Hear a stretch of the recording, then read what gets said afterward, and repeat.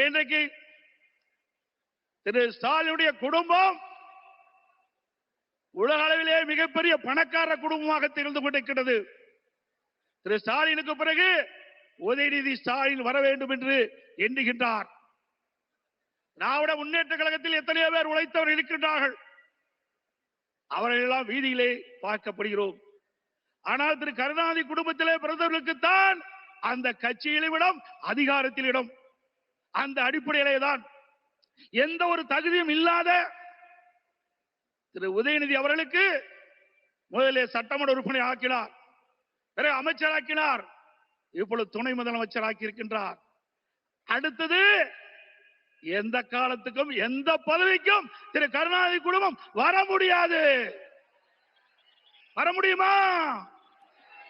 இந்த தேர்தல் தான் திமுகவுக்கு இறுதி தேர்தல். தீய சக்தி திமுகவை வீழ்த்துவோம்.